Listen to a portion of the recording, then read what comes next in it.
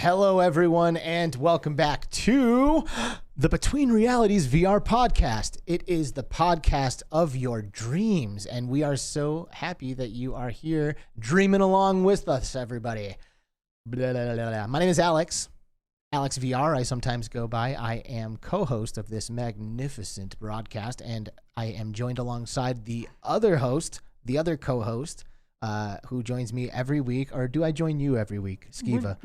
We're in this together, buddy. Amen. Teamwork makes the dream work. Amen. How are you, Skiva? I'm good, man. I'm good. It's been a great week. I've been playing lots of fun stuff. I've been having a lot of fun in VR. We've been getting a lot done, planning for awe and, just doing all kinds of good stuff. So I am ready. I've been like bit by some VR gaming this week. Oh, Just nice. like jumping into Population 1 and After the Fall, just Nice. it's like sometimes there's that itch and I'm like, okay, I got to get into something, Yep. So I've been listening to that inner call to play the VR games this week. Nice. I love that inner call. It's a great call. It's a great call. Hi chat. We've got an amazing chat here. Did you know that? I do. The people in our community are the absolute best. And I just love hanging out with everyone every Friday. It makes my Friday, completes my week to see everybody. Completes the week, begins the weekend. If you're Mike Newton, what's up, dude? Yeah. I normally call it the very first name, but that just was just the best. That just worked. Mike Newton, what's up, dude? Starting the weekend with us as always. Thank you, man. We've got some other amazing people here with us. We've got German Rifter in the chat. Good to see you, Daniel. Rifter, what is up? That's our guy. The bearded bard, that's Daniel. What's up, Daniel? He says, already excited. The best part of Fridays. I couldn't have said it any better, man. Thank you, dude. Paradise Decay is here. Good evening, all. Hey, Diddy. Reese DeKing is here. What's up, ready Reese? to rock and roll. Oh, he's got a mod tag on his name. Yeah, I added some mods. Well, you didn't run that by me. Can I add some mods? Oh, I guess. I don't know. If any of your mod status gets rescinded, you know what happened. All right. Chi-Town D, what's up, everybody? What's Happy up, Friday. D? Chi-Town How's it D. going? Good to see you. Andy's VR reviews. Hey there. What's up? He's here. Sampler 19. Gobber Gobber. Hey. Sampler. Samson Egilman. Egilman. Yeah. Egilman? Samson. I don't think I've ever attempted that last name. Yeah. I don't attempt last names. Well, he's here for the start. Yeah, yes. Well, thanks for coming, true. Samson. Samson's here. What's up, baby? Good to see you. Rezel VR, hello. Oh, Rezel, I haven't forgotten about you. Don't you worry, buddy. I'm going to hit you up after the show. D1360 VR in the house. Hey. Ooh, his avatar is ready. Oh, my gosh. Sampler 19, I already saw you. Dude, come on now. Obscure Nerd VR, Andy Southern, the homie. Andy, what's up, buddy? Good to see you, dude. Oh, Alex is here, but that ain't me. It's a different Alex. What's up, Alex, too? Hey, Alex. You have to go with something. Add something to that. All right? Alex XR? I need to distinct. I need something. No, it's a little close. Chromosnare in the house. Hello. What's up? Chromosnare? Smash Drums VR checking in to say hi. Hey, how's it going? Dude, is Smash Drums a great VR game? It's so good. It is so good. It's a great game. It really is. Snow Toad in the house. Evening all. Good to see you, Snow Toad. What's up? Snow Toad. I don't think I've ever seen a Snow Toad before. Good to see you. Oh, Mash Daddy Cool. Dude. Eric Masher Q2C. What's up, baby? How's it going, buddy? He's our guy. Florian Fahrenberger, another German homie up in here. Florian, how's it going? He's the guy as well. We've got Lindsay. Happy Friday the 13th. Lindsay! Ooh, I guess it is Friday the 13th. Yikes. Ooh, that's scary. Should we do scary games? I don't know. Hopefully nothing blows up and catches on fire. Last week we had episode 13, and today is Friday the 13th. Oh, man. We are lucky that those were not on the same day. Right? That would have been. Oh, man. That would have been really bad. The internet would have imploded. ZimTalk5. Dude, what's up, man? What's up, Zim? How you doing? Love having you in the Between Realities crew, bro. Arcanian's here. What's up, peeps? Arcanian, dude, how's it going? Getting things done. Happy day, fam. Or he says, great day, fam. I said happy day. I don't know, man. I'm coming unglued over here. Duggars K in the house. What's up? Face of 1,000 Faces. New watcher here. How's it going, guys? Hey. Good to see you, Face of 1,000 Faces. Thanks for coming. We appreciate it. We do. We do appreciate it. And, that's it. That's all. That's all we appreciate for today, except for one more person who we have waiting in the wings joining us as a guest. This is someone who has done the VR and specifically the Quest community, I would say, quite a bit of a service and has for a lack of a better way of putting it, basically unlocked it and allowed a lot of really awesome things to happen on the Quest platform. From Germany, please welcome to Between Realities, Basti564. Whoa. Hello, Basti. Good to see you. Hi. Thanks for having me. Thank you for joining us. Thanks. What time is it where you are existing in the world? It's 11 p.m. 11 p.m. And you're here live on Thank Between you. Reality Thanks for Spaceship, coming, man. burning the midnight oil. Yep. I'm so excited to talk to you. I've been a fan of your work for some time, so it's great to have you on a call and being able to just talk, shoot the breeze, Excited. Yes, this is going to be awesome. So maybe we should just kind of like do a quick introduction, right? Like there must be somebody here who's watching who is unfamiliar with the work that you've done, Basti. So maybe you can just introduce yourself here to our audience and tell us a little bit about what you've been doing with the Quest. Yeah, so I've been looking through the Quest 2 firmware since it released, basically. I got one on Christmas and decided to look through it. And I think only after a week or so, I found a way to basically remove the Facebook requirement from the Quest, something that a lot of people wanted, Yeah. especially with the Quest 2 where you had to have a Facebook account. I mean, it's not ideal. You have to have a Facebook account to set the Quest up, but after that you can remove it and use the Quest without a Facebook account, so that's cool. And yeah, after that I just look to the new firmware stuff and leak new updates like sometimes a month before they come out. So And those leaks have That's been what like we feel mostly accurate in your experience. Like you see something, you leak it, and then like a month later it's all confirmed, and you're like, yes, I was right, I did that. yes, surprisingly, Oculus or Meta plans features like 7 months before they're actually released. So there's a lot of people that say, yeah, your leaks aren't true, and I guess some of them weren't entirely accurate. But like I made a video on Cambria, and a week later there was like Connect, and then people were saying in my comments, Did you say that they included it's not 7 accurate, months but in advance? Did you say that Hmm? they include that you can find information 7 months or several months in advance?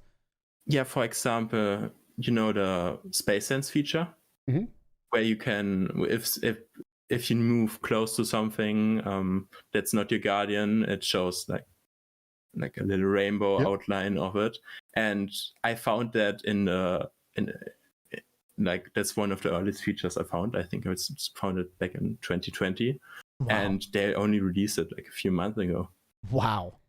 Okay. So they have a relatively long feature release cycle, and they don't really clean their firmwares up, so you can find stuff in them that's that you aren't supposed to see. Well, So that's cool. so I love seeing the things I'm not supposed to see. yeah, in more ways than one. My friend. So you're 18 years old, is that correct? Yeah, I started this when I was 16. Okay, which is like the Quest has been out for that long. Like you were 16 with a Quest, and now you're 18 with a Quest. Like Yeah, it's crazy. time has that absolutely it's stopped something.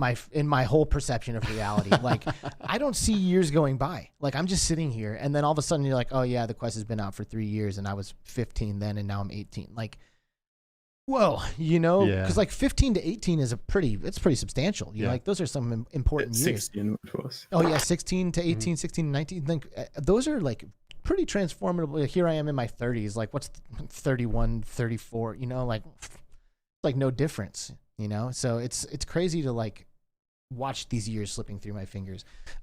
So you're 18 years old and you're out here like breaking the Quest open in a way that nobody else in the community has done. So why don't you tell us a little bit about how you got started in like coding and hacking and like why it was you? Like why oh man, we got a super chat here, okay? It's Andy's VR Reviews dropping a $5 super chat. What's up, man? Is this the right one?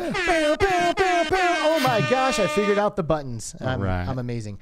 Yeah. So anyway, first of all, I want to say it's not just me doing the Quest stuff. Like there are a bunch of people, but I think it's mostly me doing the leak stuff. So there are a bunch of people, of course, doing quest modding games and stuff, and they're doing like much more work than I'm doing. I'm just doing like something that nobody else is doing, but it's not that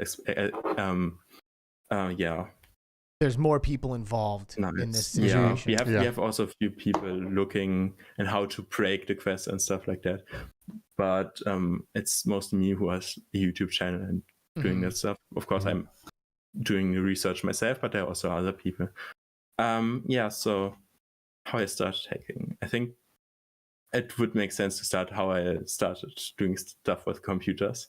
And that's when I was 4, I got my first laptop, which is pretty early. Like that's when I got into that's kindergarten. Awesome. Yeah. So, and like I always liked using the internet to get information. And I think one day in 2012, there was like I saw a YouTube video how to make programs with just a text document. It was like there's a scripting language in Windows where you can just type stuff. It's called Batch. And it's simple. I made a few text adventures and stuff like that, so games. And that was pretty cool.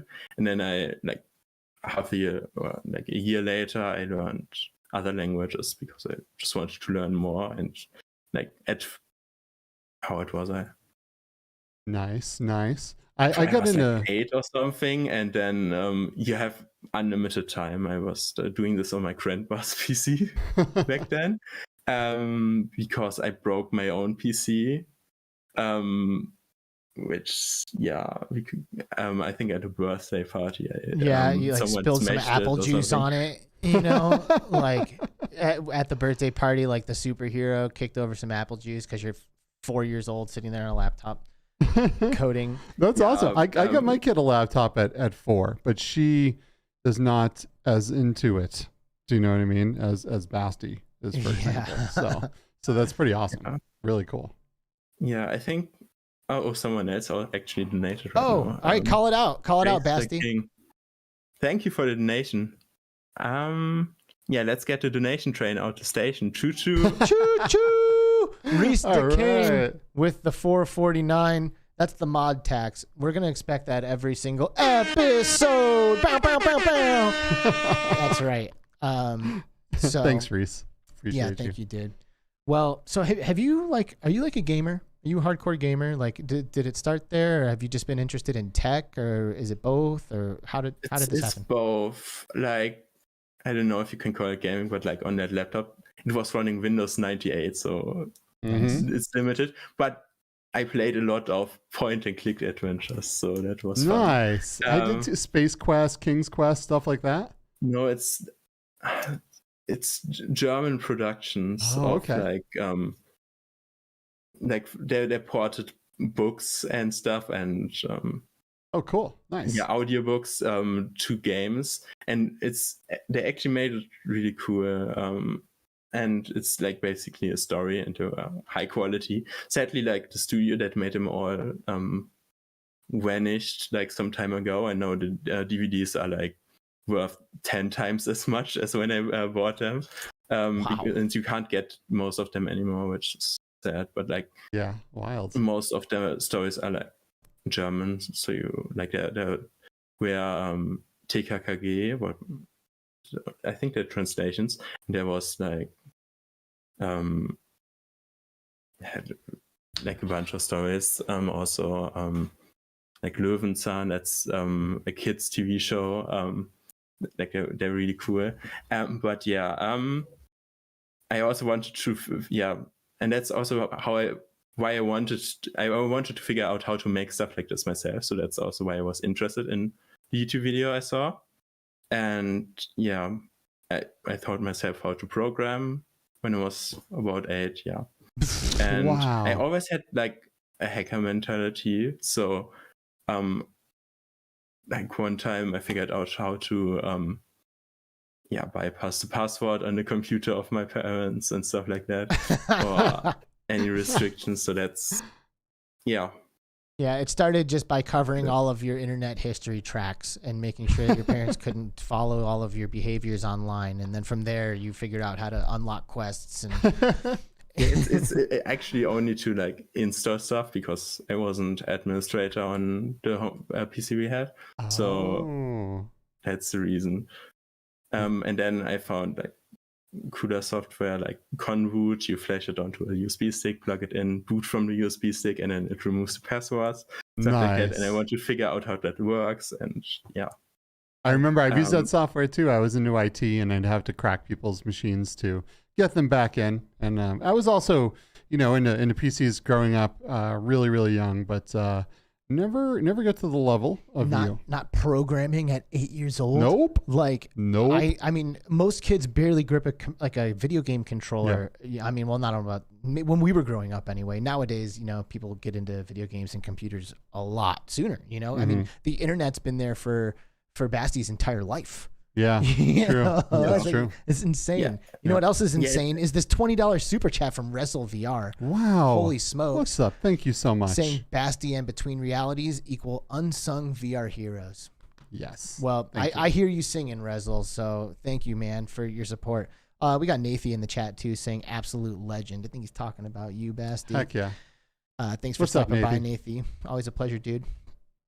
And thank you for the donations, guys. This is great. Including this one. Dang, dude. Smash drums. Whoa. Wow. Loving that train. Choo choo with the $49.99. Those are euros. That's worth even more than $1, man. Dang. Wow. Thank you so much. Dude, everybody go buy Smash drums. For real. If you want a free commercial on Between Realities, just donate. Okay, that's all it takes. Holy, Smash Drums is the best game I've ever played in my entire life. If you don't have it in your library, you are an idiot. Go buy it immediately. It is really good, for real. I actually don't have Smash Drums in my library. Well, that's ridiculous. That is ridiculous and insane. Hang up the call. Yeah, we thought you were smart. Thank you, dude. Thank you. Yeah, thank appreciate you. that. That's Mr. Potham. He's our buddy, and you're the best. Yeah. So, what do you think about Facebook? I'm split on Facebook or Meta. So I don't think I don't like them very much. What the practices they do, they don't really value privacy and so on. And I think privacy is crucial for a VR device. So you don't want people track your movement and all that stuff. But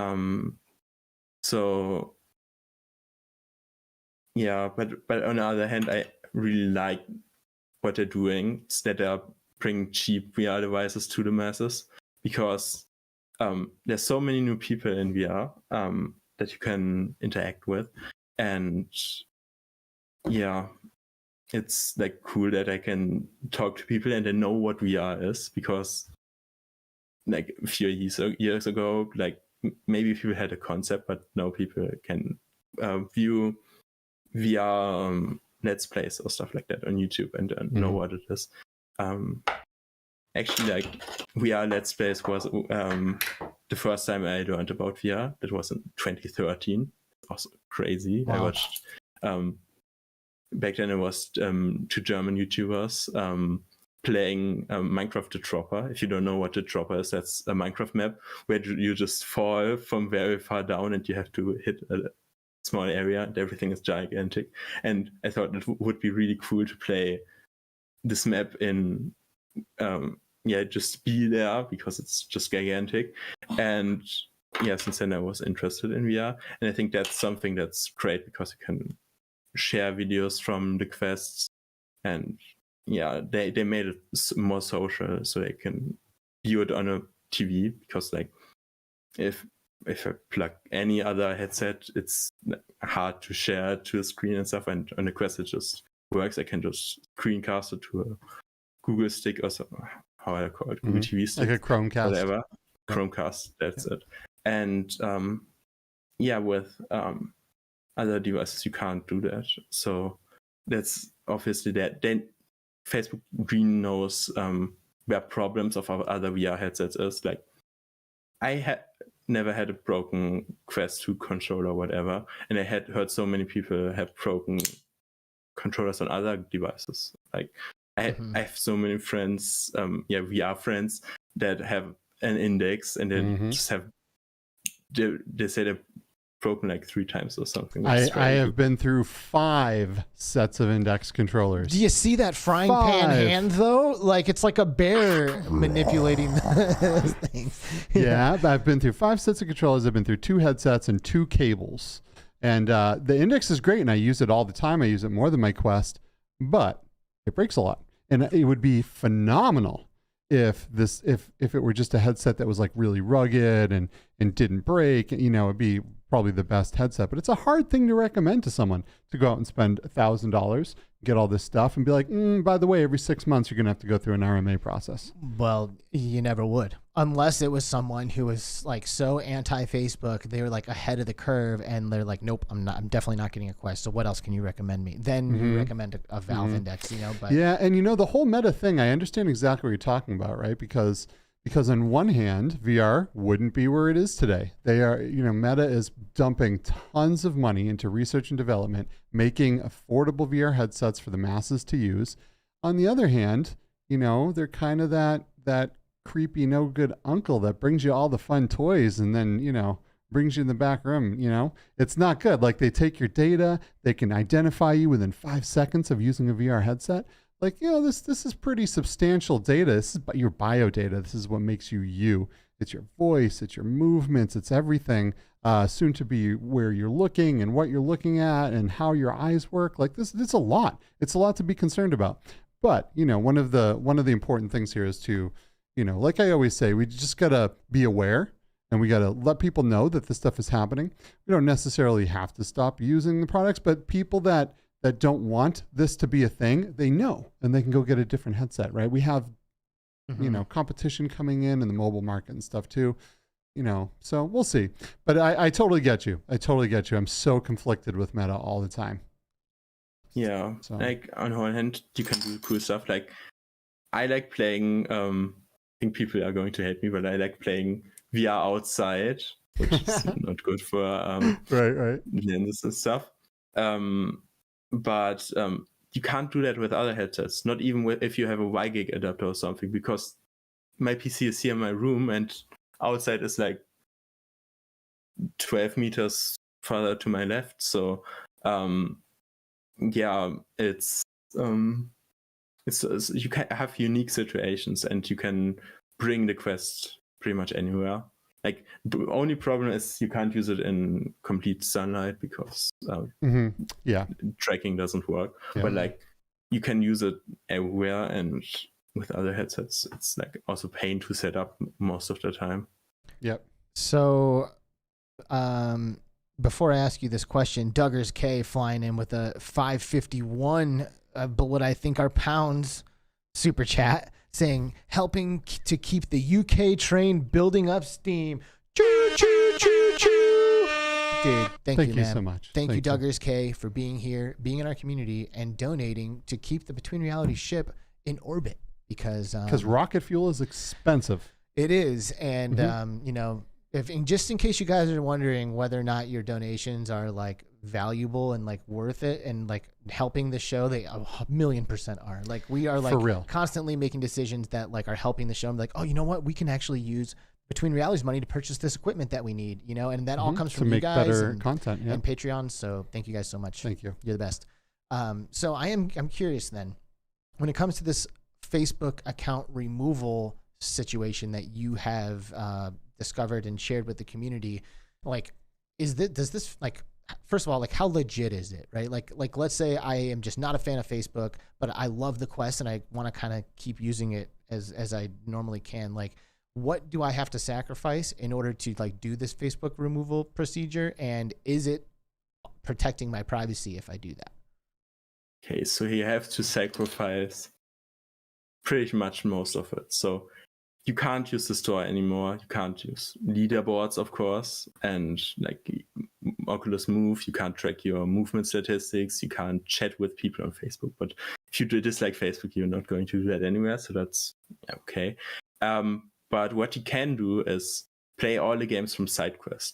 And SideQuest has like a great library. Mhm. So if you're not too interested in like In the Quest best VR games. so then that's okay. Also, you can use wireless PCVR, and you can wired PCVR, so you can just use it as a normal Tethered VR headset, which is yeah. Quest is great for that. So Mhm. you don't need you can't just use standalone games. That- You could that's like crack the your best. own games, but like I'm not going to recommend that. Because the problem is why normal store games not work is because it checks with the server. When you're online, it directly checks if you have an entitlement to use a specific app, and if you're offline, you had to at least open it once to have the entitlement saved. So if you buy games and then remove your accounts, you also can't use them because you can't use some stock Quest apps. But yeah, but there is the option, right? You can use SideQuest. There's a whole lot of games on SideQuest. Of course, you're not going to be playing Resident Evil and stuff like that. But this is an option. This is an option for someone that is absolutely 100% against Facebook collecting your data. There's another crack that you have implemented, right? So that was called Oculus, which is a great name, by the way. That is a great name. And I just want to reiterate before we move on from it, using it as a PC VR headset, that sounds like the best use of the Oculus situation. Like removing that Facebook account from that thing, boom, like you have a PC VR headset, you're not using it as a standalone. Like it's a what is it? $300. It's a $300 PC VR headset. Like, right. It's ridiculous. Yeah. So that sounds like a good. Yeah. Like the only other headset with that value is like Windows Mixed Reality, and they aren't made anymore. Yeah. And it sucks. Mostly trash. Yeah. Well, the HP Reverb G2 is still being made. That's it. And it's great displays and, Like, kind of. I got what price? Right. A Windows Mixed Reality headset was actually my first headset. Like it was the Acer one that kind of looks funny. Oh, nice. Yep, the blue one. Yep. And it's pretty good value. I got it for 150 euros, which is a steal. It's cheaper than a Quest 2, and you don't get Facebook and all that stuff. But the design is like not like the design how it works behind it, that your computer does all the computations. That's not ideal because you don't want your tracking to hang with your computer. Like you always want your tracking to work, and it's also very CPU heavy. And back then when I got it, I had a trash CPU. Oh, my PC back then was I had a dual core CPU, and wow, nice. but I had 56 gigabytes of RAM and a GTX Titan X and like 7 terabyte like 3 terabyte 3 terabyte SSDs and like another 3 terabytes with a dual core CPU. That's funny. The GPU. I that's also another funny story. I back when I was 14, I was really into AI and stuff like that. So I met someone. I'm thinking if I should say his name, but I'm probably not going to do that. But I met someone from NVIDIA at like they're making like the DGX workstations, like really expensive, cool machines. They cost like 50,000 if you put like a workstation in here, and then you have 4 GPUs, and they have like 200 gigabytes of VRAM, which is crazy stuff. And I showed him what I made, which was really stupid. It was like natural language generation model I made on variated on like what I saw in research papers. And I showed him like, here is like the AI, it makes like, it replicates tweets from these people, and they look really stupid, the tweets. And he said, and then I met him again because he had to visit a conference in Germany, and he actually brought me like a demo unit GTX Titan X. So that's how I got my graphics card. Wow. Dude. Yeah. You sometimes, man, you got to get resourceful. All right. My computer, my PCVR headset, I did not buy those things. I had to like meet the right homie, Emil. Shout out, dude. I love you. Gave me a computer and a headset. You know, it's like you get out there, you get involved, you talk to the right people, and you figure it out. But I'll tell you what, we're on our way to affording a new PC for me because the super chats today have just been completely off the hook. I got to say, it's amazing. Florian Farbenberger dropping 20 euros saying, can you please buy Basti Smash Drums with this money? No. Done. No. Oh, no, I guess. Absolutely not. And the only reason I can buy it myself. the only reason I say no there is because the Smash Drums developer, Mr. Potham, is here in the chat, and he says he's DMing Basti a key. Yes. Oh, that's nice. There we go. All you need to do is just be a guest on our show, and you get free games. You know, it's just it's that easy, everybody. So they can jam out. You can jam out. Actually, like I think most of my setup is like gifted from people. Nice. Like that's awesome. Like I have 3 monitors and stuff.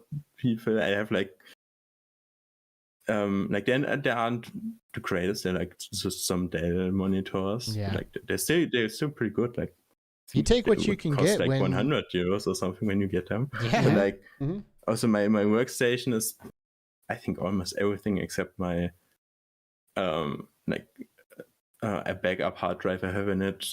Everything is like from other people. My webcam I bought myself, and also my microphone. Oh, I can show my microphone stand because my microphone arm broke. Like here, a spring is missing, and I had to DIY this monstrosity before I went on the show. So as you can see, Basti is looking for a gifted mic stand. Everyone, No, he is. Go ahead and put your address in the chat, and we'll ship it to you. Because you can count on one hand the things that you bought yourself in the room. So let's not change that. You know, let's keep the gifts going. I still have money from my supporters that support me in Ko-fi, and I said I will spend that on equipment for my stuff. There you go. And that link, by the way, is in our description. So if you want to support Basti on Ko-fi, right? Ko-fi. Yeah, it's right there. Hop over there and donate some money. Dark Angel in the chat with 650 saying, ooh, pretty colors. She's talking about the colors of the amazing super chats that come into the thing. And bam, bam, bam. Thank you. We love you, Dark Angel. Arcanian also super chat tsunami with the 449 euros. Dude, Woo! You guys Thanks, are amazing. Buddy. Thank you so much. Thank you all. And Arcanian wants to know who bought you that mannequin. Right? Who gave you the mannequin in the background? It's a gift from my sister. She got it for Christmas, and she didn't want it, so she just gave it to me. Boom, regifted. Congratulations. Here's this weird thing I don't want. I don't know. That's awesome. All right. So anyway. So not only is there Oculus, right, but you have another way that you can stop Facebook from getting your data without compromising the game store, correct? And is that by that? It's also Oculus. Oh, it was. Oh, so I thought it. So there's the disabling Facebook telemetry. Yeah, right? that's also Oculus. Oh, okay. Gotcha. Like Oculus has 3 features. That's one is disabling removing accounts. The 2 is disabling telemetry. And the 3rd is just enabling audio playback in the background, so you can have Spotify in the background or Discord while you're in a game, which is huge. Because that Meta needs to implement. By the way, the 3rd feature, audio in the background, wasn't implemented by me. I have a great community of. That's what I said. Other people are also working on this. Just my project are. Yeah, all of my projects are pretty much open source, so everyone can see the code and see how it works, so they can understand how it works and maybe get involved. And that's what someone from my community did. They just thought, that's a great feature. That's something you can do in my app, with my app extended, and it works. Nice. That's awesome. Yeah, so I actually have to remove this band here because there's my address on it, and if I'm, or not my address, but my city on it, and I don't want to leave my city, so now it's gone. Well, now I'm gonna go digging through my footage, and I'm gonna like check everything. It's not. I always showed like the side where it's not on, so that's not a problem. But I don't want to show it in the future. So yeah, disabling telemetry is basically there are like a few 5 system apps, so packages in the background that monitor stuff like your movement data for Oculus Move and stuff like that, or which apps you open and stuff like that. And what my app does is just disables the app. So you can't delete them because they're system apps, but you can disable them, and then I can't record everything. And yeah, Nice. if the app isn't there, it can't upload your data. There's like a small problem because one of the app was made a protected app, so you can't disable it anymore. But the app isn't really sending that important telemetry data to Meta, so it's not that bad. But like the worst data is filtered out, so it can't get anywhere. Nice. That's awesome. And you guys can go grab all of these things in the description below is Basti's website, and there's links to all of these projects in his GitHub and all of this stuff. So you can go and check it out and grab whatever programs here that you want from this. Here's a little view of the Facebook removal stuff. So you can just hop on there, install it, do whatever you want, take control of your own data. And yeah, thanks to Basti. Appreciate that. You know, I've like, honestly, like I'm like in, you know what I mean? Like I've been on Facebook forever, and like, you know, I'm buying the Quest, and I have 1 million games on this thing. Like I'm in, you know, like there's, at this point I'm like, you know, I'm not going to like bend over and spread them or anything, but like I am basically in this community, you know?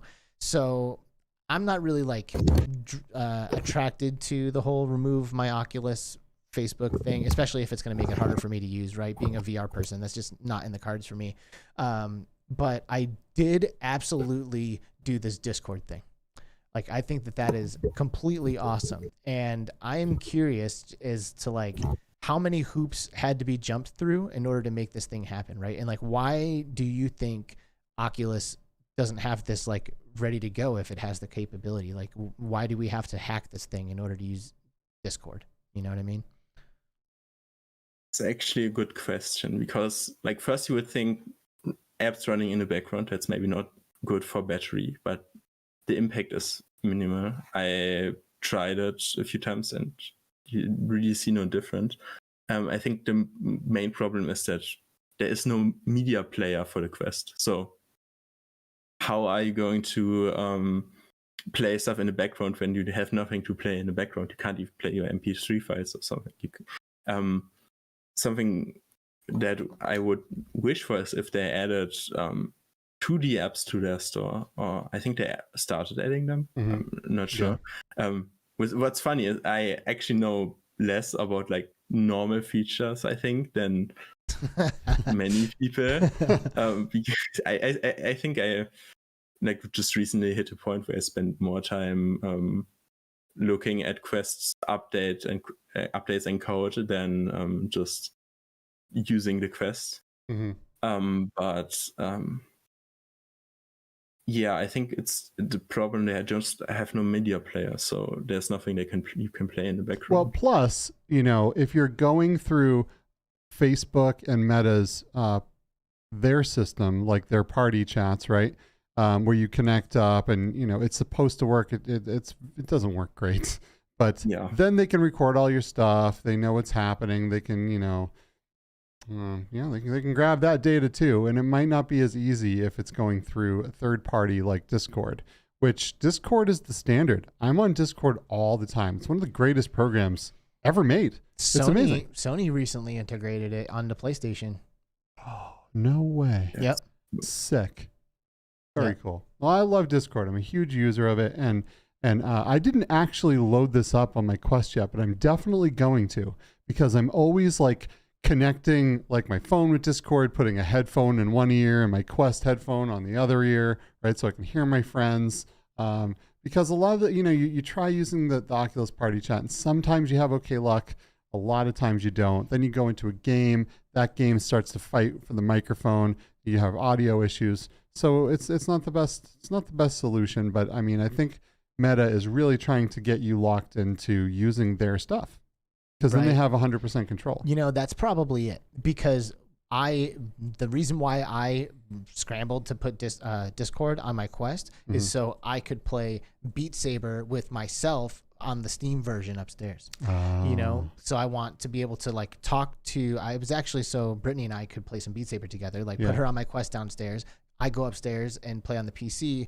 Discord on the PC and on the Quest. Boom! Now we're in a chat and we can talk. Nice. Like that was like the vision for me. So like that's a solution handled. But to your point, that doesn't keep me in the Oculus world.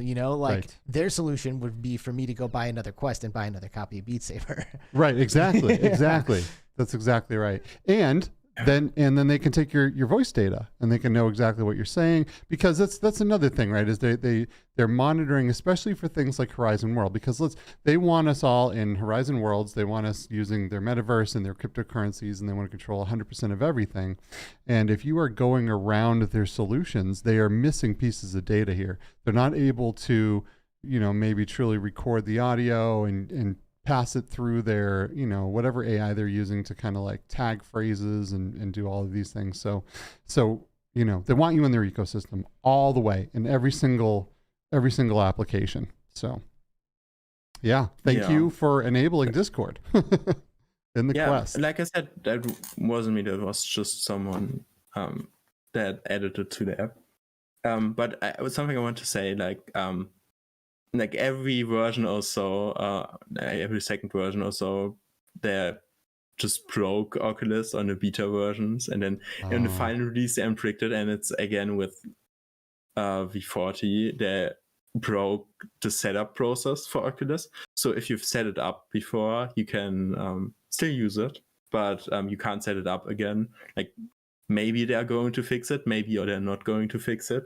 Who knows? That's also something like nobody, like some features, some people just don't get features. There's still people that don't have 120 hertz on their Quest 2, and that's a feature that released like a year ago. Wow. So like they roll out the features for some devices, and maybe that's there so are weird. some bugs with that. No one else does it like that. No one else has like, hey, my unit got it today. Did yours? No, it didn't. Well, that is more common than you think. It happens with operating systems. It happens with most stuff. Yeah, because they don't want. Like, oh, go ahead. It's like I think they do like rollouts. So if a feature is broken, you don't break everything. Like most major operating systems do that. Also, like websites, like Twitter does that, for example. Like not everyone had access to communities, for example, or whatever they have, and then just like 10% of everyone gets it, and then later more people get it. So I guess you're right. It makes sense, but what I don't like is that you can't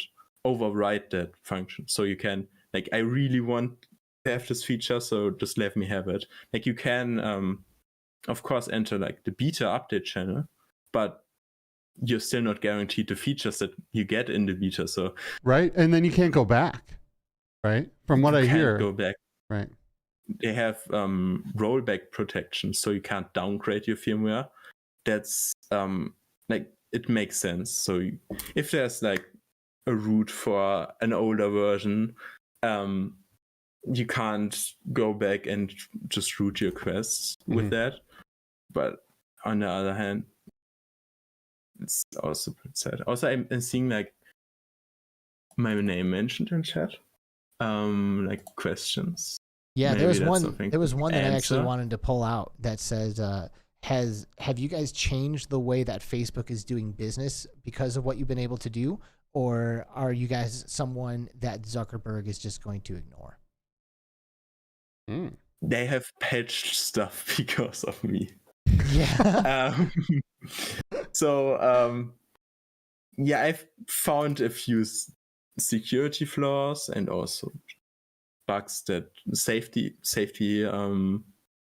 issues. For example, I talked about Space Sense. So if your cat enters your play space or someone else that you see an outline, I was able to disable that from an app. Like you open an app or like a game, whatever, just anything 2D app, and I was able to disable this feature, and I was able to disable the pass-through feature. So if you double tap, you can see everything. So that's something you don't want to have broken on a device. And I reported that to them, and like I found 2 ways to do that, and they gave me $6,000 for that. Wow. That's nice. Yeah, I think 2 times 3,000. So Dang, so Facebook or Meta will just pay anybody that hits them up with like an exploit or like a hole that they found. They're like, hey, by the way, you need to fix this. Like, oh wow, you're right. Thanks. Here's $3,000. Yeah, you can like not $3,000. It's $3,000 because it was like a safety issue. If you find something like it was totally accidental. Like I wasn't even searching for that stuff. I just found it because I was testing so much. I recommend everyone that has an interest in that just look at devices. They actually pay really well at Facebook. You can just go at facebook.com/whitehead and then go to devices and something or payout guidelines and devices, and then you can see a list of what they pay for what. And they're also like most of them is like advanced stuff. Like if you root the Quest, you get $10,000 and stuff like that. But like there's also simpler stuff you get 500 euros for. And if you're a beginner or just interested, you maybe find something like that. So I recommend everyone that's a developer to just start looking at that stuff. Like that's like a great way to make money and to make the devices safer. Like I would have, like, even if there were no payout, like I didn't really expect that much as a payout. I thought like maybe 500 or something, or nothing, and then I would have still reported it because I don't want people to add that to apps and then just make people run into walls or whatever. So what does it look like when you're like finding these things? Like, so you plug your Quest into your computer, and then do you have like a program that you've written that then like dives in and like starts breaking things down, or like do you just start clicking around in folders and drag like move? Like I wouldn't even know where to begin when it comes to like discovering some of this stuff. Like, what does it look like?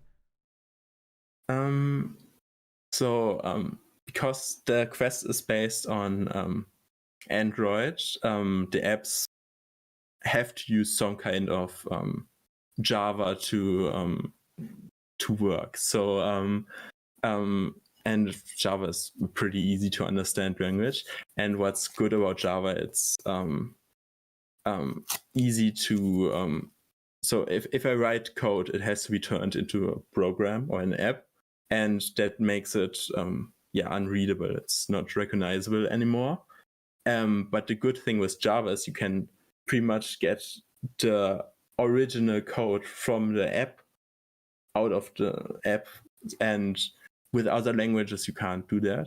So I can just pull all the apps from my Quest, or what I'm doing is I get the updates from the update server via another trick I found, because you can't normally get the updates from the servers. And yeah, I can explain it back later. But basically, I get a firmware update, get all the apps off of it, and then I decompile them, so get the source code back, and then I have a tool that it's pretty neat. It's called WinMerge. I learned about that when I was doing Sims 4 modding. Nice. So like it's always, if I have a project, it's always helpful later. So it's always good to have like some project like do modding or something. If you're interested in some area, just look for something new you can do every time, and it will be helpful later most of the time. So I use WinMerge and then use the folder from the last update and put in the folder of the new update, and then it will show me the differences in all the files. I've written like rules because like every app has what's called an Android manifest, and it will just say, yeah, this app is from V40, and like, okay, I don't need to be notified that it's from a new version if the app didn't change or something. So yeah, that's pretty easy to just compare that. It's of course a lot of apps and it takes a lot of time, but like you know where to look to find new stuff. For example, I have something called VR Launcher that launches new features that aren't there. For example, you were able to launch Spain Sense before that was released, so that's pretty cool. And that's in something called System UX, and that's just a tool for like if you want from any Oculus app you want to open to recenter your view. There's like a System UX command you can use, a tool you can run, and it will recenter the view. So that's just a list of commands that are useful and used by Facebook. And what I'm doing is just I decompile the System your UX app, and then I extract a list with like what's called a regular expression, so it just removes the junk from the outsides, and then I add it to my app, and then that's how I basically find new features. And for the rest, it's just like looking through a lot of code, recognizing what's interesting, documenting which package does what. I have like a lot of documentation. I want to get into readable format so I can have a wiki for people to already have that information so they don't have to do that. And but that's still work in progress. And you've collaborated with some people. I know you've been mentioning this whole time that you're not alone in all of this.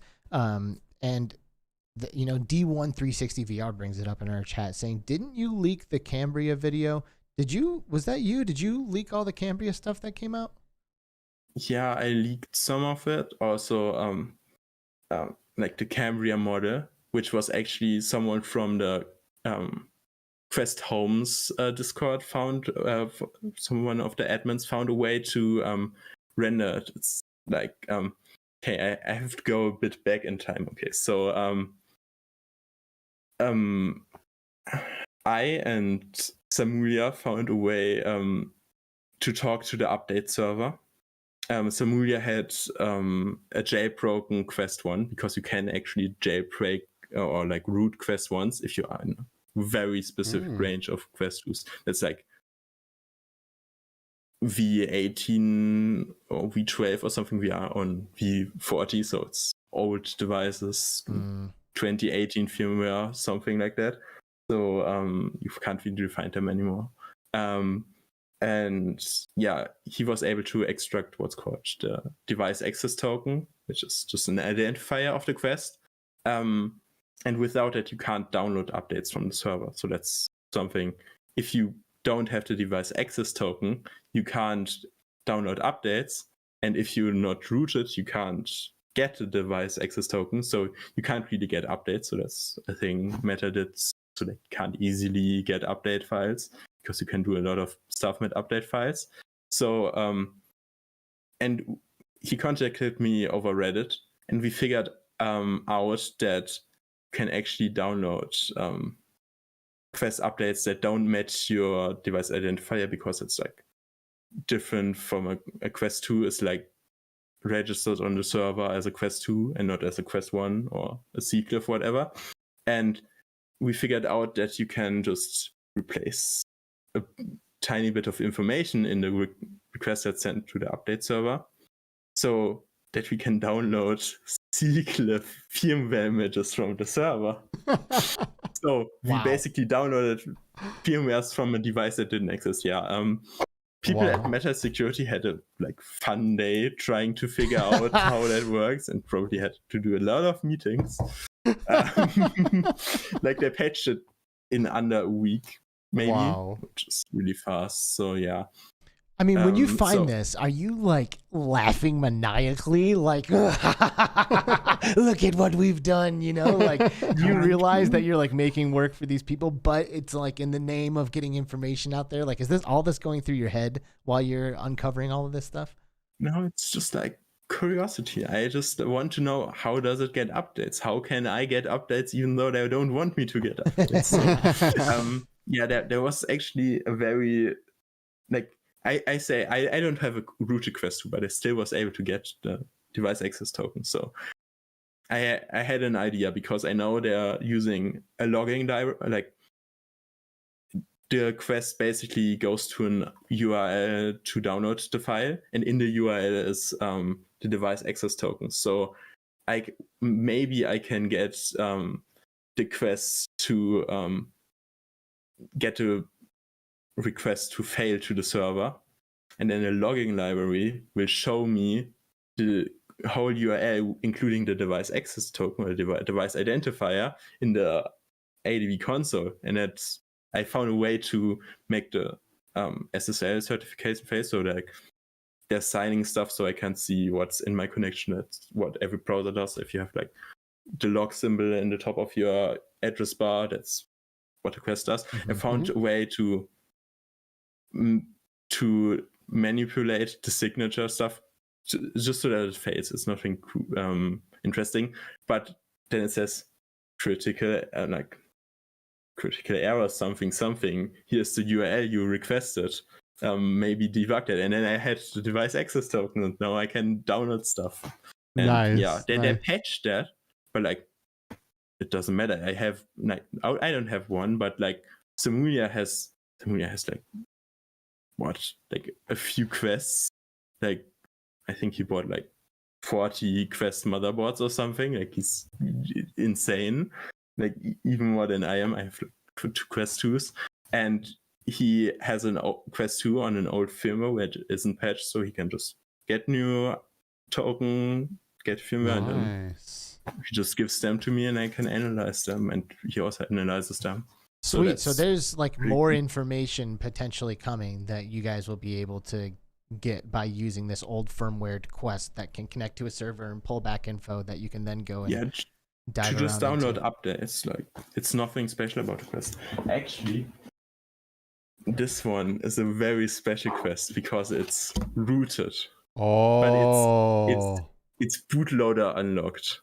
Oh, okay, so man. Facebook did, like Meta did a giant oopsie. They, if you send a Quest to like get it refurbished and stuff like that, or repaired, like they sent like a few hundred quests back that were bootloader unlocked. Whoa. And I bought one that is bootloader unlocked. Yeah, problem is I bricked this Quest. Oh no.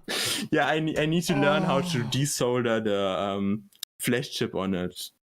I'm going to have fun with that, and then reprogram it, and then flash it. So why is it you think that, you know, we get all of these devices, and so many people are able to go in and root different cell phones and different consoles? Why do you think no one's really been able to find a way to root all the Quest headsets yet? Is it because because they're constantly updating, right? And it's still a device in progress. But do you think that'll happen? Do you think one day we'll be able to root our Quest ourselves? Hey, I want to share something. Okay, we have a very stupid root for the Quest 2 and potentially for the C-Cliff, but nobody can do that because it's really complicated. So you will be able, and I can't say for the C-Cliff, but you can buy a Quest 2 and then root it. But I'm trying not to say too much because I want to have a rooted C-Cliff on within the first week of release. And but like you can buy a Quest 2 and totally get it rooted, but you have to open it up and do stuff with the hardware and then do stuff with the software, and it's totally stupid, and nobody's going to do it. Maybe 100 people or something, like, I don't know, Meta competitors are going to do that and root and see how it works themselves. But like it's something we might, like, we probably want to release, but how it works is going to be secret, like, because you don't want to patch it. You want to be able to do this to the Cambria as well when it comes out. Yeah, I want to do this to the Cambria. And also we like if we would release it right now, like I said, it would give them enough time customized to get in front of for it. the quest. For every quest you have to figure something out, and it's a lot of work to get it doing, and nobody would do that, so there's no real benefit to share it right now. Gotcha. Actually, it's like quite a few bucks that I used, so it's not something. Gotcha. We will hear in time. We will. Like when 7 the time months is or right. so when Cambria is released. Are people gonna use the Cambria? Like, are like we all gonna get Cambrias? We're not going to. We're not getting Cambrias, right? Like, what do you mean? I don't know. It just doesn't like they're positioning that headset as like a VR for work thing, and basically making it sound. Don't you work? Yeah, but you know what I'm saying.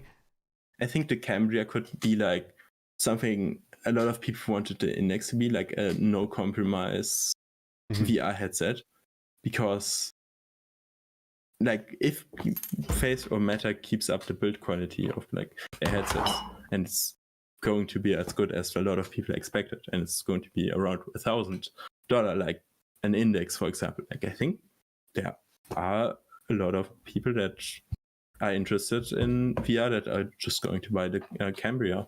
Like I don't see why not, and I think it's probably going to be a great device with little to no compromises. That would be fine. I mean, I guess other than price, right? Like, you have to reach into your pocket to afford it. But I mean, I was just a little bit worried when they started like talking about the use cases of this, because every time that I've heard a headset come on, it's like, oh yeah, this is really focused for work and for enterprise. That has basically meant the tracking on this headset sucks. Like that's what they're like trying to say. They're like, oh, you can't play Beat Saber on this thing. It's not going to track as good as other headsets do. So I've just been a little bit worried that like maybe like they focus less on like perfect tracking and like the things that gamers need, and focus more on like, the visual fidelity and, making it, like the MR pass through stuff and all of that. That's pure speculation on my part, but there's just a part of me that's worried that like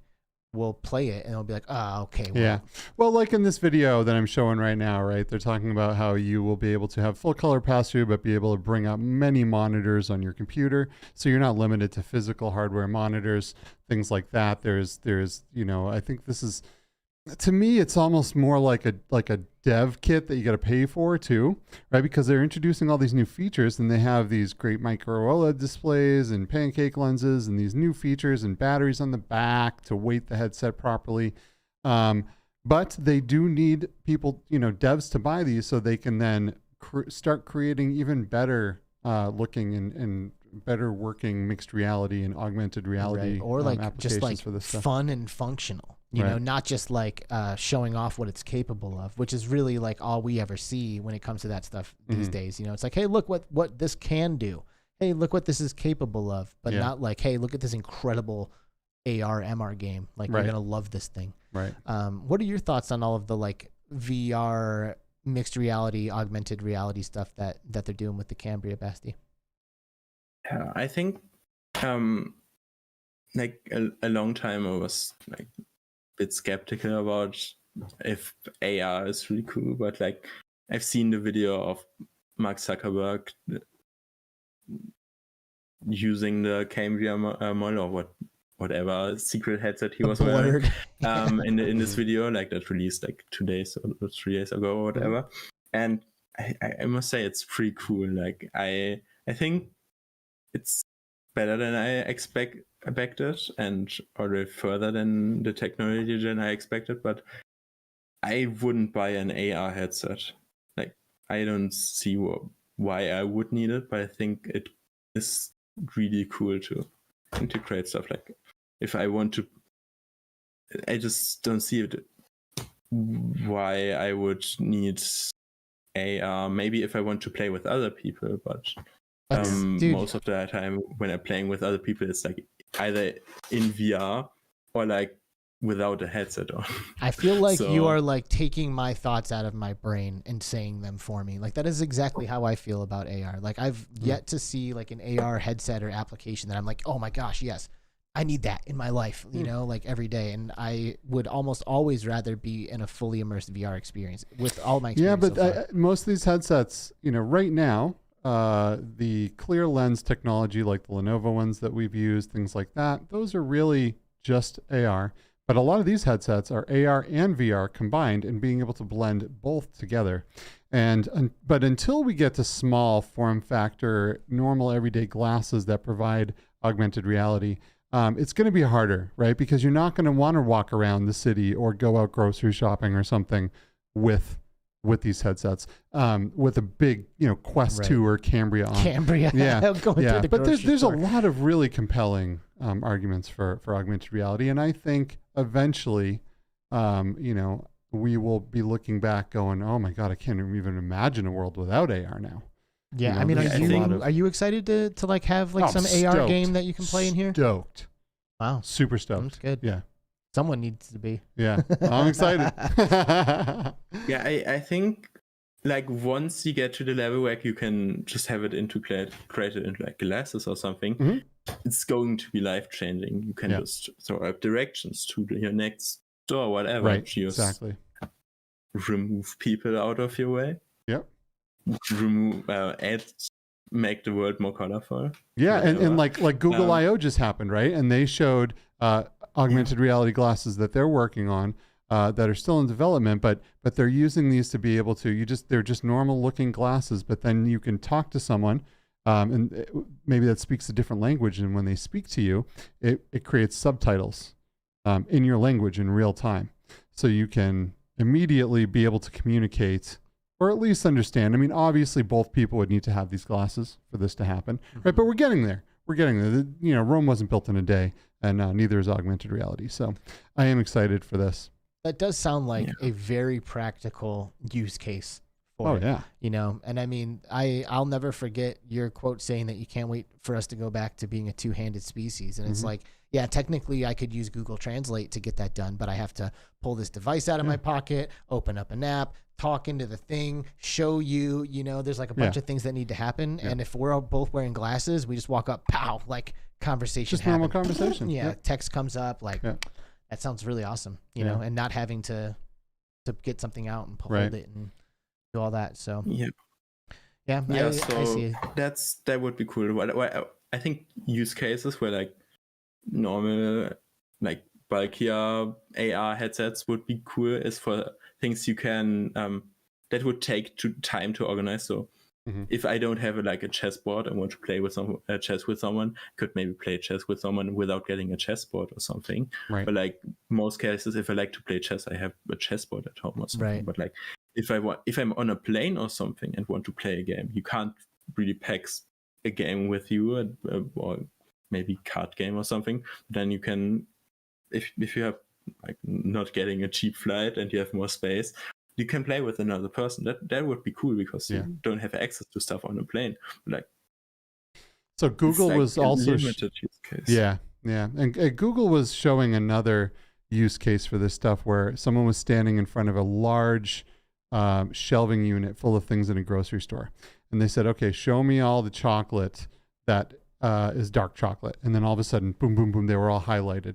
And then show me all the dark chocolate that doesn't have milk or that doesn't have this ingredient. And then boom, boom, boom, all of those selections were kind of fading out for the ones. And then because it was able to recognize the items, recognize the brands and the exact models of exactly what you're looking at, be able to pull that information from the internet in real time and show you only the things that you want to see. So you can filter real life things from your life, right? This is, there's just little things right now that people are learning. Oh, maybe this would be good use for AR, or this would be a good use. Being able to walk into a grocery store and going, bring me to the Fruit Loops, right? And all of a sudden there's an arrow on the floor taking you over to what you need to get.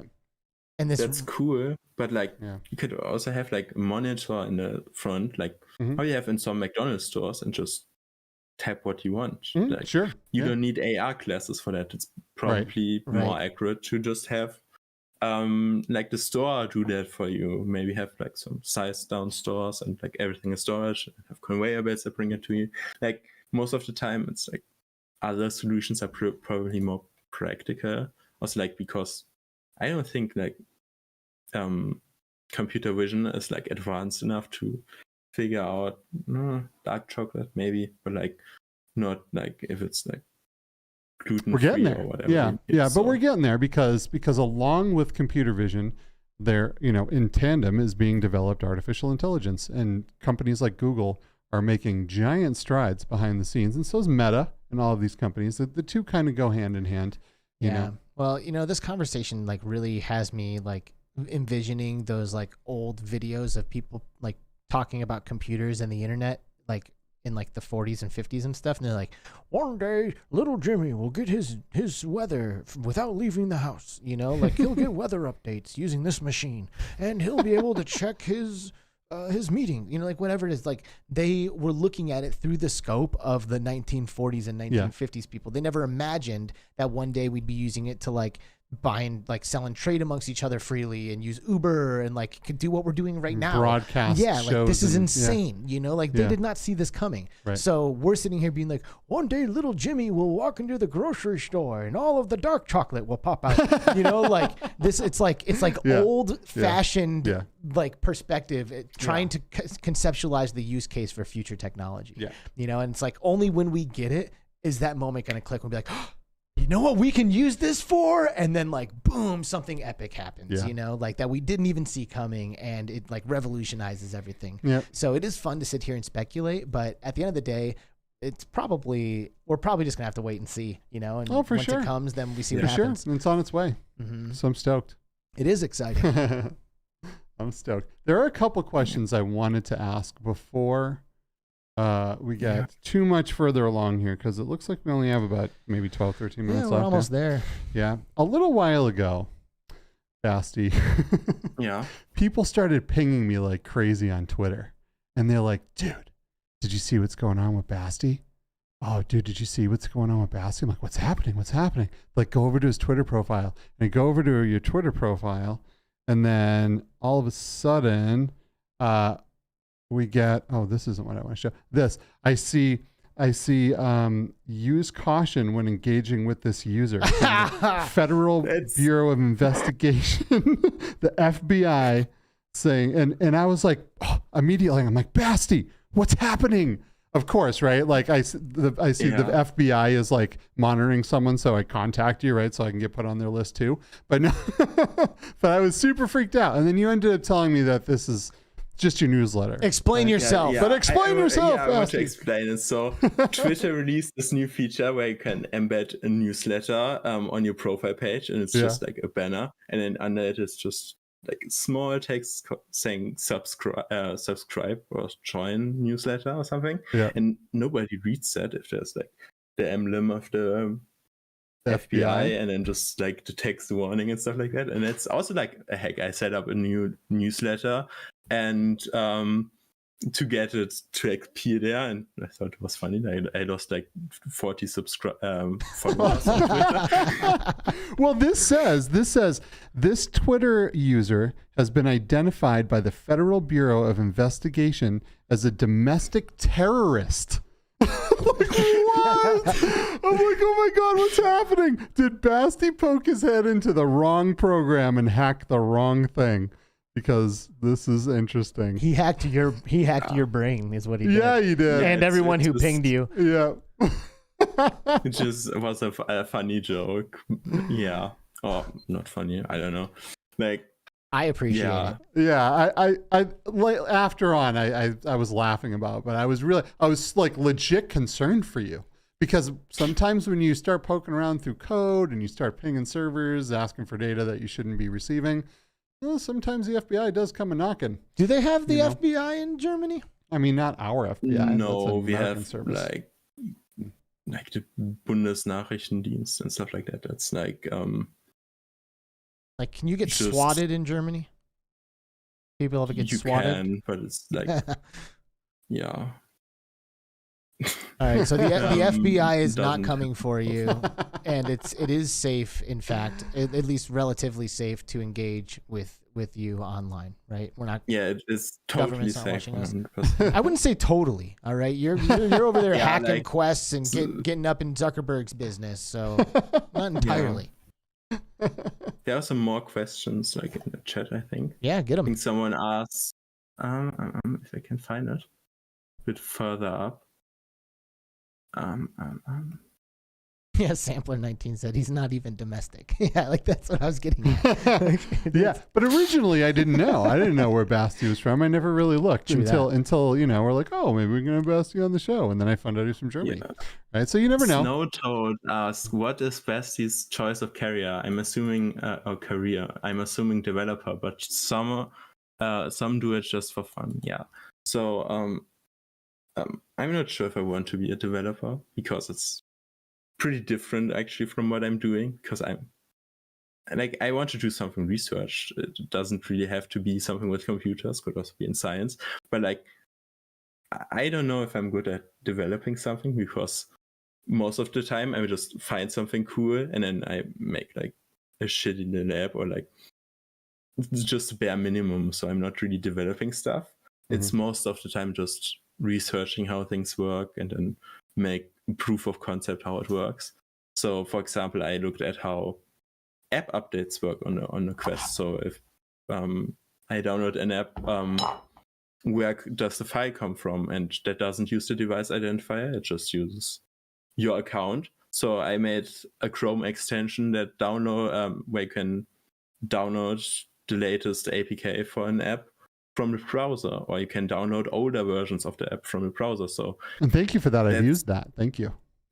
I first search for something and I just research, look how something works, see what maybe I can improve, and then I just develop something. But like, I don't spend that much time on the development, but like, I mostly think it's boring. I don't want to say it. It's not.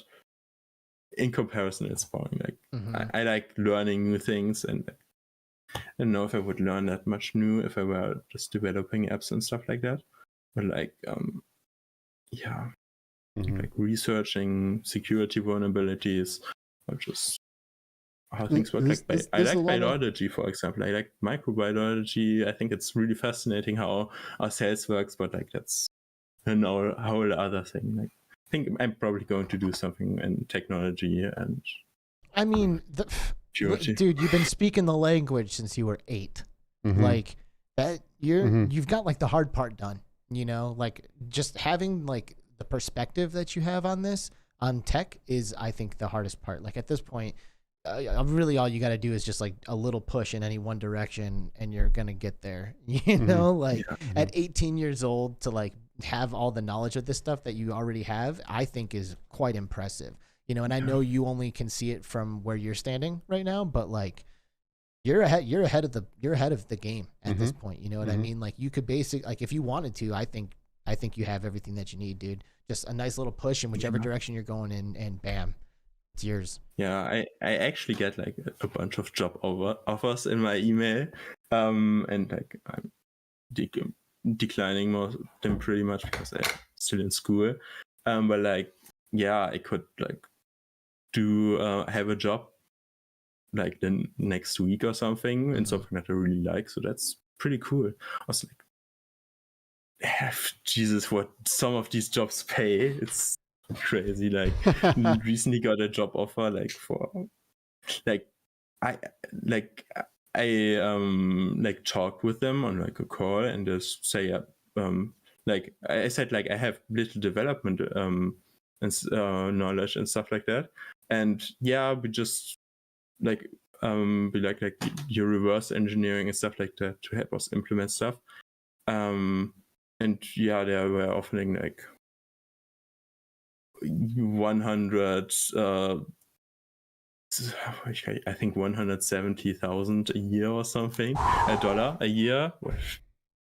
Bro, okay, right out of the gate, just man. Go work for like 1 year and just go get 1 year in, right? And just pull maybe. that cash Also, in. like something I wanted to say that something else. Like I said recently, like that Oculus tends to get like broken every so often, and first need to explain how it works. So like a little bit. So Oculus, like not a account removal, but like other things like background audio play, uses something that's called Device Owner. That's a system from Google that companies can use to enroll devices en masse and like restrict internet access. But you can get like a lot more power you can use to disable apps, for example, like telemetry, or you can allow apps to play stuff in the background. So that's how that works.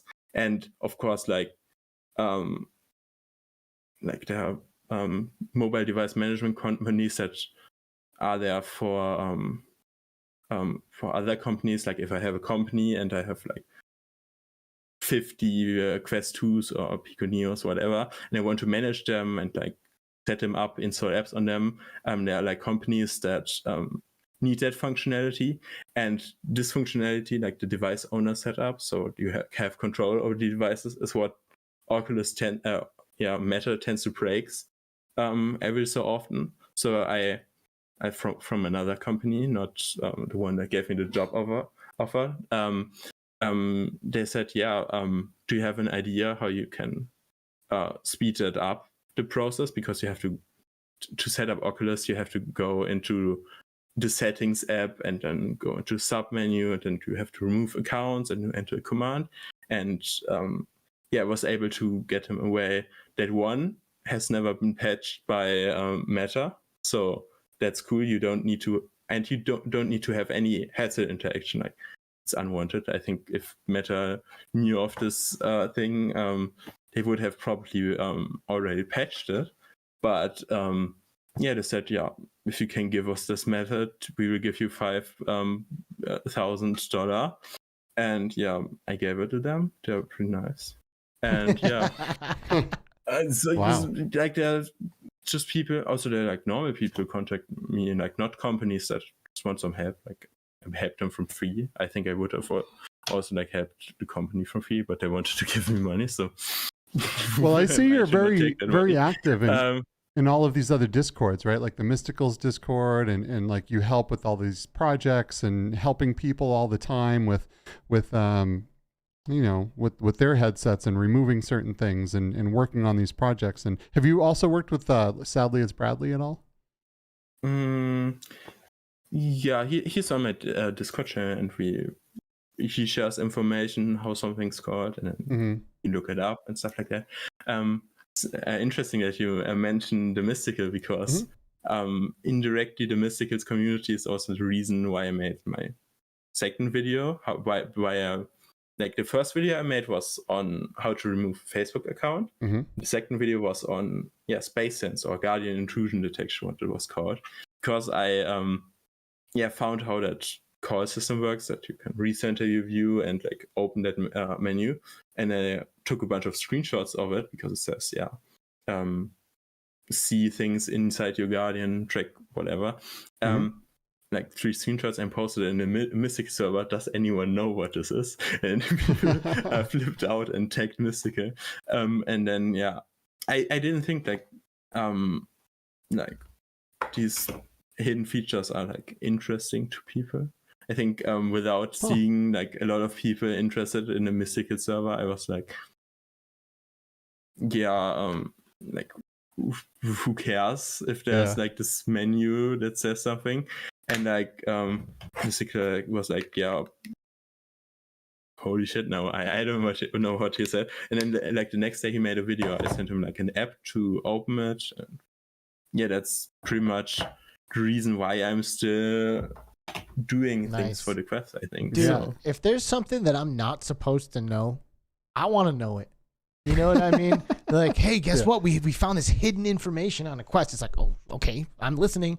You know, like I don't know. There's something about just like those hidden nuggets and like that kind of like investigative digging, and when you come up with something, like it's I don't know, it's exciting, it's cool. You know, like great. I think anybody who's into the Quest will be happy to hear, hey, guess what? We found this hidden feature on the Quest. You're gonna be like, okay, sweet. What is that? I want to know more. You know, it's always cool to be privy to something that you know you're not supposed to be privy to. Yeah. So I think that for that reason alone, there will always be an audience for the kind of digging that you do. That's in the reason the first time I ever heard of you, and the second and the third and the fourth, is watching the Mysticals videos, because he was always talking about this mystical Basti character, right, in the background that's doing all this digging and finding all these things, and he's always like, Basti this, Basti that. I'm like, oh, I gotta learn more about this Basti. so yeah, I think I like the Mysticals video. Like I think he is I get most of my VR news from him. I enjoy his video. He's great. Like what he's doing. I've been watching him since he had 40,000 subscribers, and now he has 150,000 subscribers. Yeah, wild. He has gone right through the roof. He's a great kid. Delivers that information in a very entertaining way. He seems genuine and nice, and he's just really cool. He's been on our show. For anyone out there that wants to know the Mystical, go back and you can watch that episode. Basti, I have a question for you. Anytime I've ever seen anything about you, it is always there's always a picture associated with it, and it's of this stuffed shark, I want to say. And this shark? Yeah, there he is.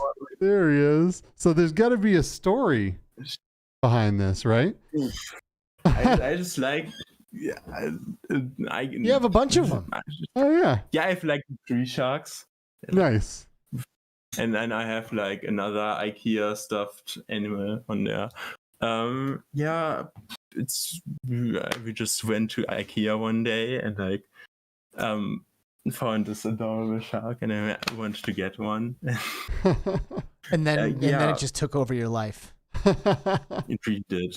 People like it. Also, my Twitter profile picture is awfully pixelated version of the shark. Nobody noticed until now. My normal picture is not really pixelated, also everywhere else. But on Twitter I made it to be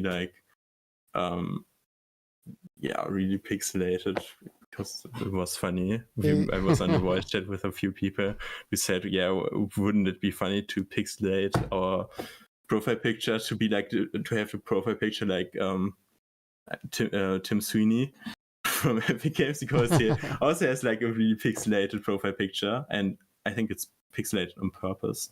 Yeah. Because should we pixelate our profile pictures? Of course. That would be funny, for a week or something. I feel like that's what you're supposed to do. It's just stupid stuff. Also, I have an Among Us thingy. I noticed that. Yeah. What is that? Is that a snowboard or something? No, it's an Among Us character stretched out. It's I don't even know what it is. Wait. It looks stuffed to me. Like a plushie. Yeah. Oh yeah. Yeah. Also, I don't normally wear white pants. I was just at a party before this, so you gotta wear your fancy white pants to the party. Fully change. So this is a pillow thingy. Oh, like a body pillow. They made a custom, almost, but it's custom made. Here you have pillow. So I don't know. Nice. No, that's pretty sus. That is sus. No, also here's a blanket inside. Oh, nice. All right, so is that 564 in your name? Is that arbitrary, or is there a meaning in it? It's Basti564 is my original Minecraft username. And the 564 is because Basti alone wasn't available anymore, and also Bastian and stuff like that. So and when did I made it? I made it in 2013, my Minecraft account, and I watched a building tutorial of someone building a vault in Minecraft, a bank vault, and there was they made a really cool redstone mechanic to enter a key or a pin, and the first 3 letters or 4-digit code was like 564, and I just remembered that number. I was like, coincidentally, like a bunch of places where like 564 has popped up. So in my life, so yeah, it's like a good number apparently. I like that better than I randomly put in 3 stupid numbers, because that's definitely what I thought you were gonna say. So it's good that you've seen it occur in your life a few times. Also, it sounds like 5, 6, and then jumps back to 4. So I have like that's a stretch. Phone that's a number stretch. where it has like a jump like this, like 2 times. That's a stretch. All right. That's I guess. Yeah, I guess nice. there's meaning there. Yeah. All right. So listen, Basti, we're about to pull the plug on this thing. All right. Yeah. But I want to give you one last chance just to throw something else out there. Last opportunity to say something important. Anything else that you wanted to mention to our audience before we let you go? Oh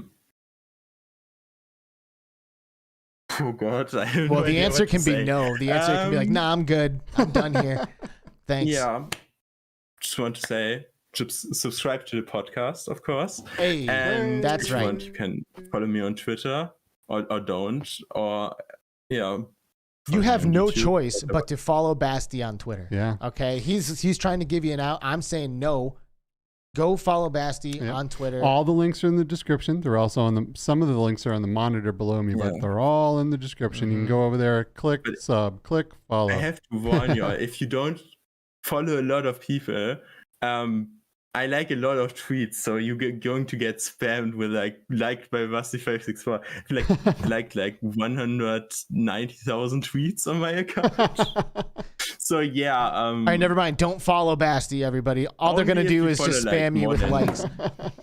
50 people or something. My father followed me, and like his feed is just like liked by Basti564. Well, listen, we all have really big important feeds. Okay, so it's gonna take a lot more than you liking a picture of something to ruin my Twitter. All right. Yeah, that's good. Yeah. Basti564, hacker of the Quest extraordinaire, at least the leaker of all of the great Quest information. Thank you for joining us. This was a lot of fun, and we're glad that you were on the show with us. Thanks, dude. Oh, did we lose? Oh, nah. Basti's just soaking it up. So we're going to say goodbye now to Basti, okay? So we'll see you later. All right, Basti. Thanks for coming. Have a good one. Yeah, thanks for inviting me. All right. Bye, see you Basti. later. And just like that, Basti is gone. Boom. Yep. I want to hack my Quest 1 now. Yeah. I want to root that thing or something. Hack it, crack it. Although I've updated the firmware, so it's probably too late, right? Yeah, I think the Quest 1 might eventually be like the Virtual Boy of virtual reality, right? Where there wasn't many made, not a whole lot of people bought them, and then it wasn't on the market for long. So, Yeah, maybe one day, Basti and their cronies will fire up some new program thing that we can launch on it, and cracks it way open, and we can just do whatever we want on it. Hey, everybody, thank you for watching this show with us. Thank you. If you caught the live broadcast on Friday, right now, like as I'm talking, thank you for being here with us. It's been amazing. And for those of you who maybe saw the show on Upload VR and have cruised over and watched the recorded version of it, thank you for doing that. And thank you for being here and being a new part of the Between Realities community.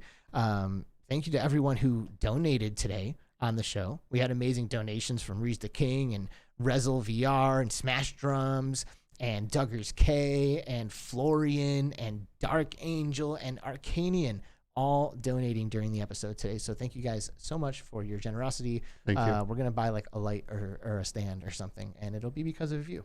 Sampler 19, Rift Traveler, Cyber Habanero I saw up in here, Snow Toad, PD was here earlier, D1360 VR with the questions, Game on Scorpio, we saw GT slid in here earlier for a little while. Nice.